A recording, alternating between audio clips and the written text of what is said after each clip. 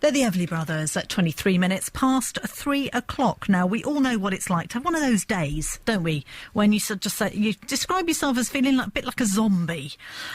You know, when you feel like that, it's like sleepwalking all through the day. Well, of course, many of us will have seen the cult zombie films, but do you know what the definition of a zombie actually is? Well, it's either a corpse said to be revived by witchcraft, a person who appears lifeless, apathetic, or completely unresponsive to their surroundings, a computer controlled by another person without the owner's knowledge, or, and I like this one, a cocktail, several kinds of rum, liquor and fruit juice in it. Well, on Halloween, this Halloween in St Helier, you might want to keep your eyes peeled as two island charities hope to take islanders on a zombie walk. And I'm joined in the studio by Chris Lucas. Hello, Chris. Hi, are you right? I'm fine, thank you very much indeed. And Alex Wiles. Hello, Alex. Hello. From Jersey Mencap. So, Chris, what sort of zombie are we talking about here? I'm imagining Living Dead as opposed to Cocktail. Well, to be honest, I wouldn't mind a bit of both, Okay. to be honest, although I must say I did find that the second description kind of suited me more than the other one. Which one was that? The apathetic. apathy, lifeless, apathetic and completely unresponsive. Yeah. I think that pretty much has me down to a T. So tell us the basis for this then. Well, I got the idea, I think, a few years ago from... I saw it was going on in loads of other countries. Lots of other places were doing zombie walks, and I thought, well, you know, it might be nice to bring something like that to Jersey. And it's basically an event where... well, as large a group of people as possible all get together in a big public space dressed as zombies, and then they just pretty much just go through the area and make as much of a spectacle as they can without, you know, breaking too many laws. I'm imagining I've just lined up Thriller for you afterwards, but brilliant. I'm imagining that sort of guise. I mean, when you say dress up like a zombie, but I suppose if you're just unresponsive to your area, you could be just normal. Yeah, I mean, that's totally fine, you know. It's like, you know, whether it's a big effort, a small effort. I mean, there's so many different sort of takes on the zombie that we're not going to be really specific about what people have to wear. You know, there's not going to be a security gate or anything. But just so long as you know, somewhere that everyone makes an effort and sort of is in that sort of horror area, that's great. You know, just getting that effort. So, what about the sort of finer details? I mean, where will you take people, and can they expect surprises along the way? I'd definitely say there are going to be some surprises. Still got to get the finer details with those organised, but we're starting off at West Centre, and then we're going to walk up pretty much sort of down the main street, and then there'll be a turnaround point at the Toad statues. Charing Cross, that's the one. We all knew what you meant by Toad I should know this by now. But, you know, turn around at Charing Cross, then all the way back, and then we'll finish back at Charing Cross. Not Charing... West Park. I'm you got me going, with West these Centre. details. I don't know what's going on. But, yeah, we'll finish back at West Centre. Fortunately, there's a Facebook page which tells us all about it. Yeah, so that's there to remind me of all the details as well, in case I forget. So why are you doing it for Jersey Mencap?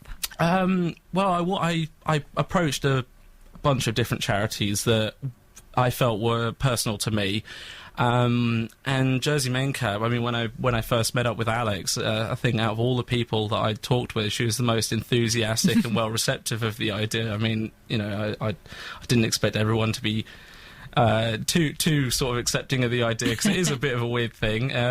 But yeah, Alex was absolutely brilliant about it and said that she'd love to get Jersey Mencap involved. So I thought, well, of course, you know. Great. So why did you? What was the thing about zombies then that sort of lit your touch paper, Alex? I think it was more about looking for different fundraisers, like with all charities, trying to come up with something novel and new that might appeal to something. It gets harder each year. Fundraising gets harder each year. So when Chris approached us and came up with this zombie walk idea, we thought it was good fun, novel. I think it appealed to all age groups, families, children. It might stop people doing the trick-or-treating on houses, maybe come along to our event instead, and get groups of friends to come along as well. So we thought it would appeal to a lot of people. We're doing it at 6 o'clock in the evening, so people after work, school, can come along and join in. And also you'll sort of catch people coming the other way, won't you? So it's not a Thursday night, is it? Late night shopping? What night's Halloween? It's a Friday. It's a Friday. Friday, 31st of October. yeah, right. So you'll catch people sort of coming out of businesses and things as well, won't With you? any luck. With any luck. Not their luck, but. So how are you going to raise the money? Do people pay, or do you do a bucket collection, or what? We're asking for a £5 donation from each person taking part. We've also got some sponsorship forms available on the website, which is www.zombiewalk.org.je.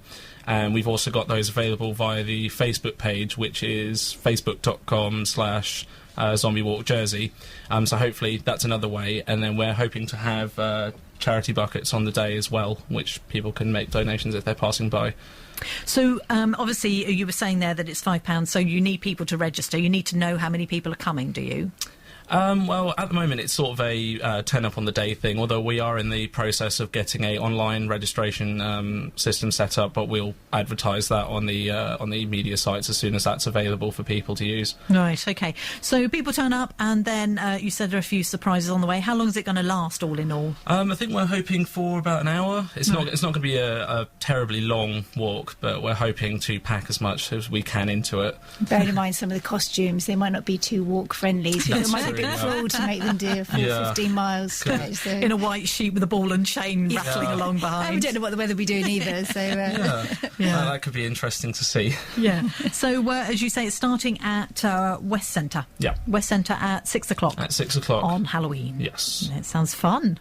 Well, I'm hoping that's how it's going to turn out. I hope everyone else thinks so as well. Yeah. No, it's a bit of a laugh, isn't it, Alex? I mean, it's good fun. It's good fun. I think it's appeal to everybody, families, friends, as I said earlier, but it's going to be a laugh. It's going to be good fun. A lot of our members have already expressed an interest as well in coming along, so it's open to all.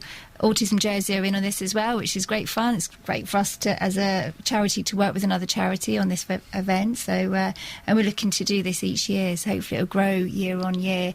And I have to say, Chris has directed and produced a trailer for this event, which is fantastic, and it is really worth going on to have a look. It's good fun. You can get that off Facebook, can't you, if you go to the Facebook page? We've put it up on the Facebook page and the website as well. And I mean, am I all right to elaborate on that? Yeah. Oh, brilliant. Okay, because I wasn't sure if I was.